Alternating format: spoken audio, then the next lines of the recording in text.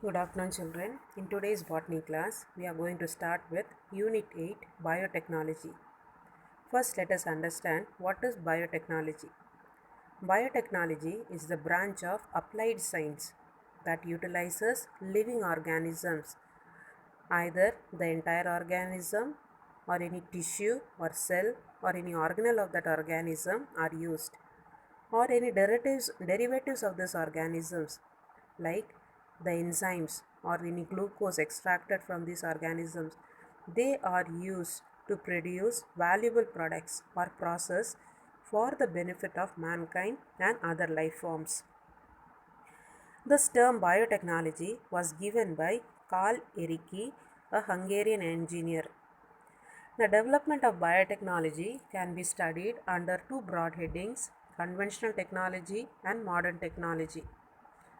From the past olden days, we are using this biotechnology in making breads, in brewing industries, in dairy industries, etc. In modern technology, this has been utilized by changing the genetic material of the organism to produce new products, and this is possible through recombinant DNA technology or by cell fusion, okay, or by micropropagation. So today we are going to start with the chapter 5th of this unit, biotechnology, that is plant tissue culture. So first let's understand what is this plant tissue culture. Growing of plant protoplast. Protoplast, we know that it is a cell consisting of nucleus, cytoplasm, cell organelles. Okay, so that is the protoplasm. That is the living content of the cell, or the entire cell or the tissue or organs. They are being cultured or they are being grown away from their natural or the normal environment under artificial condition. This is called as tissue culture. So here we are growing the cell or a tissue or any organ in a culture medium, okay, away from their natural condition. This is called as the tissue culture. This is also known as in vitro. The word in vitro is a Latin word and it means in glass or in test tube. That is, we are not growing, as we know, a plant, the natural medium for growing a plant is the soil. So here the cell of the plant, we are not growing in the soil. Instead, that cell is being cultured in a, or it is being grown in a culture medium, in a artificial condition, in the using the glasswares or the test tubes. Okay, so here the growth of plant protoplast or cells or tissues or organs are done in the artificial condition. A single explant is the plant from which we are deriving the cell or the tissue, that is called as the explant. A single explant can be multiplied into several thousand plants in short time period and space under controlled conditions. So here from one single cell, numerous plantlets can be obtained or numerous plants can be developed in a short duration. But here not in a natural condition, but it is an artificial and controlled condition. The tissue culture techniques are often used for commercial productions of plants as well as for plant research. So here this tissue culture is mainly for increasing the commercial, it is used in the commercial production, that is increasing the productions. We are using this plant tissue culture as well as for plant research. Plant tissue culture serves as an indispensable tool for regeneration of transgenic plants. Now here plant tissue culture, we can develop a modified plant. Transgenic plants means modified plants, as we have studied. The modern biotechnology deals with the changing the genetic material of the organism. So when a genetic material of an organism of a plant is changed, then we call it as a transgenic plants or a modified plants. So here plant tissue culture, it serves as an indispensable, it's an inseparable for the regeneration of an transgenic plants. Apart from this, some of the main application of plant tissue culture are clonal propagation of elite varieties. That is, the best varieties, the clones of those best variety plants are being developed. Clones, as we know, they are the exact carbon copies of their parents. So through plant tissue culture, we can raise the clones or the exact carbon copies of that elite varieties or the best varieties. Conservation of the endangered plants. So old and so plants which are in the verge of becoming extinct or becoming endangered, those plants, the cells of those plants can also be cultured in the plant tissue culture. Next, production of virus-free plants. So here the plants, as we are growing in a controlled condition, a sterile condition, we can develop a plants which is free from any viral infection. Germplasm preservation. Again, a healthy plant can be developed here. Industrial production of secondary metabolites. So in this chapter, let us discuss the history, techniques, types, application of plant tissue culture and get aware of an ethical issues. Now Gottlieb Haberland, 1902, the German botanist, proposed the concept of totipotency, and he was also the first person to culture plant, so he is also called as the father of tissue culture. So here Gottlieb Haberland, who is considered as the father of tissue culture, he was the first to propose the concept of totipotency.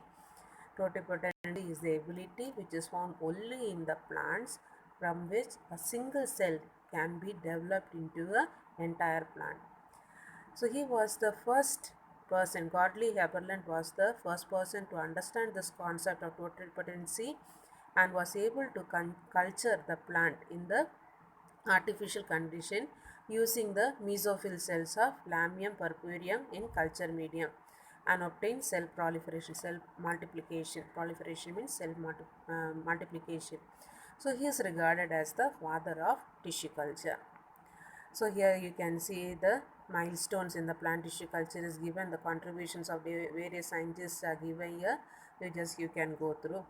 Next, we are going to study the concepts involved in plant tissue culture. So as we have studied, uh, Haberland, he was the first one to understand the concept of totipotency, and applying this concept, he was able to develop the culture the entire plant in an artificial medium. So there are four concepts involved in plant tissue culture, and important topics. So then you have to remember this. So the four concepts involved in plant tissue culture, they are totipotency, differentiation, dedifferentiation and redifferentiation. So first concept is totipotency. So what is this totipotency? The property of live plant cells that they have the genetic potential when cultured in a nutrient medium to give rise to a complete individual plant. So here, in other words, we can say totipotency. It is the ability of a living plant cell. So only the plant cells have this ability of totipotency, that is from a single cell of a plant we can develop an entire plant. This concept is called as the totipotency. So the totipotency, it is the property of the living plant cell that they have the genetic potential when cultured, when this cell it is cultured in a cultured medium, that is in an artificial medium, this cell has an ability to give rise to a complete individual plant. This ability is called as the totipotency. Second concept of plant tissue culture is differentiation. Differentiation is what? The process of biochemical and structural changes by which cells become specialized in form and function. So differentiation is said to be the change, as we know, the cells, they are the meristematic cells, they are in a state of continuous division. After the newly formed cells, after some growth, they will lose their divisibility power either partially or permanently, and they will change into a permanent cells. Okay, so this change from meristematic to permanent cells is called as the differentiation. When this differentiation is taking place, the cell is able to perform specific function because the form is changing, the form of the cell is changing. For example, if we can say, that is when the cells have divided, new cells are formed. After that, we talk about the roots. If we are talking in the root tip, we have the meristematic cells. The meristematic cells, they are in a continuous state of division. This after the formation of the new cells, the cells are undergoing elongation. After the elongation, there is differentiation is taking place. So that some of the cells of the roots, they will change into xylem, some will change into phloem, some will change into root hairs, some will change into epidermal cells. So here what is happening? The cells, they are changing the form to perform a specific function. This process is called as the differentiation. So the process, now this is done by biochemical or structural changes taking place in the cell. As a result, the cell is become specialized to perform certain functions. This concept is called as the differentiation. So first concept we studied totipotency. Next concept is the differentiation. Third concept we will study here is the de-differentiation. DE differentiation. Okay. D-R-E-N-T-I-A-T-I-O-N. That is the third concept you can understand. After that we'll go to the redifferentiation. Now as we have studied here, the meristematic cells, they have changed the form, they have become the permanent cells. As a result, they are able to perform specific functions. Next, what will happen? From this meristematic cells, they will again change into this permanent cells will again change into meristematic cells. This is called as de-differentiation, or you can say it is the reversal of the permanent cells into meristematic cells. This is called as de-differentiation. So the phenomenon of the reversion of the mature cells, that is the permanent cells, to the meristematic state leading to the formation of callus is called as de-differentiation. So as we have studied, when the meristematic cells, they lose the ability to divide, they change into permanent cells. Now here in de-differentiation, what is done? This permanent cells which has lost the ability to divide, they are being reversed back to the meristematic state. So what will happen? Again the cells are allowed to undergo division. As a result, they will go under rapid division and they form a mass of cells. An unorganized mass of cells will be there. That unorganized mass of cells is called as callus. So here de-differentiation lead to the formation of callus. So here, so third concept we can understand here, it is the de-differentiation, that is the reversion of the mature cells to the meristematic cell leading to the formation of callus. And the fourth concept we will study, it is the redifferentiation, that is further differentiation will take place of already differentiated cell into another type of cells. So here as we have studied, now callus is formed. Okay, so now from this callus, what will happen? Either some of the cells will develop into shoot, or it will develop into root, or in some cases embryo will be developed, or in some cases the entire plant is developed from a cell. This concept we call it as the redifferentiation. For example, when the component cells of a callus have the ability to form a whole plant in a nutrient medium, this phenomena is called as redifferentiation.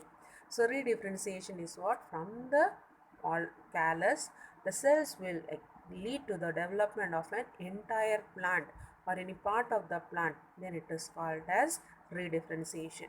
So in the concept of plant tissue culture, there are four basic concepts of plant tissue culture. First one is totipotency, second one is differentiation, third is de-differentiation, and the fourth one is redifferentiation. Next we are going to study here about the plant tissue culture technique we are going to study. Plant tissue culture is used to describe the in vitro and aseptic growth of any plant part on a tissue culture medium. So here in vitro culture, that is we are growing the plant in a glass medium. Okay, and in aseptic growth means free from microbes, condition where there are no microbes are found, that or sterilized condition, that is called as the aseptic condition. So here plant tissue culture is used to describe the in vitro, that is in artificial condition in the glass medium, and aseptic growth, that is free from microbes in the sterilized condition. The plant part or any plant tissue culture medium, they are being cultured. This technology is based on three fundamental principles. The plant part or explant must be selected and isolated from the rest of the plant body. So here The explant already we have told, the plant from which we are going to take the tissue, that is called as the explant. So the any plant part of this explant, they has to be isolated. Okay, next the explant must be maintained in controlled physically, environmentally and chemically defined conditions. So here next this explant must be kept in a controlled condition. So these are the concepts of the plant tissue culture. So this is the technologies. Next, explant was we have already studied. What is this explant? The tissue taken from a selected plant is transferred to a culture medium is to establish a new plant. This is called as an explant. So next technique, here it is, the laboratory conditions required. So the laboratory facilities for plant tissue culture, there should be following facilities. First one, washing facility for glassware and ovens for drying glassware. Next, medium preparation room with autoclave. Autoclave is what, where the sterilization heating can be done. Electronic balance for preparation the medium. We require the nutrients for the making this medium in a proper quantity of mediums are required. For that we require the electronic balance. pH meter we require. Then transfer area, sterile room with laminar airflow bench and a positive pressure ventilation unit called high efficiency particulate air filter to maintain aseptic condition.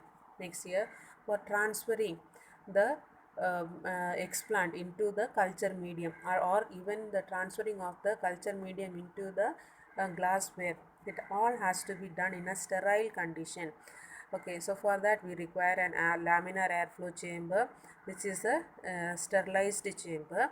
So there only we can transfer this explant, or we can keep transfer this explant, or transfer the culture medium inside the ware. This is all possible. For that we require the sterilized room, that is the laminar airflow chamber. Next we require the culture facility. For growing the explant, inoculation means the transfer of the explant into the culture medium is called as inoculation.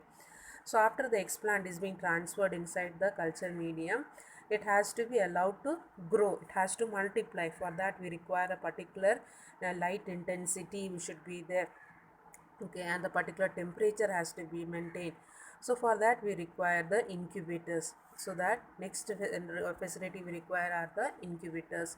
The growing the explant inoculated into culture tubes at 22 to 28 degrees Celsius with illumination of light to 2400 lux with the photo period. Photo period means the light intensity is required from 8 to 16 hours and a relative humidity of 60%. So this conditions should also be maintained. So here in the plant tissue culture lab where you are going to do this, we should require the washing facility should be there. Next we should have the autoclaves and the electronic balance pH meter should be there. Then the laminar airflow chamber should be there. Then incubator should be there.